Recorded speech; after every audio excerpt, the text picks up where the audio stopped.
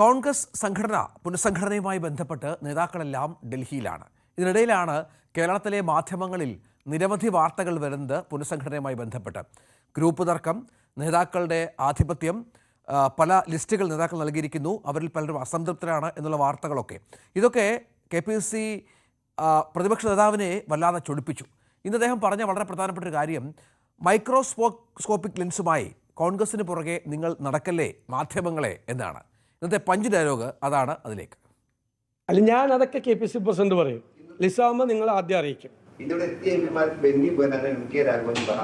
നിങ്ങൾ ഇതാണ്, നിങ്ങൾക്ക് രാവിലെ നിന്ന് ഈ വാർത്ത നോക്കിയെടുക്കുക. ഈ കോൺഗ്രസിന്റെ പുറകെ ഇങ്ങനെ മൈക്രോസ്കോപ്പിക് ലെൻസുമായിട്ട് ഇങ്ങനെ നിങ്ങൾ നടക്കല്ലേ, നിങ്ങളിങ്ങനെ നടക്കല്ലേ. ഒരാൾ വന്നില്ല, ആൾക്ക് എന്തെങ്കിലും അസൗകര്യമുണ്ട്, ഞങ്ങൾ വിളിച്ചിട്ടില്ലല്ലോ, ഞങ്ങൾ സമയം കൊടുത്ത് ഓരോരുത്തരെ വരുത്തിക്കൊണ്ടിരിക്കുന്നല്ലേ.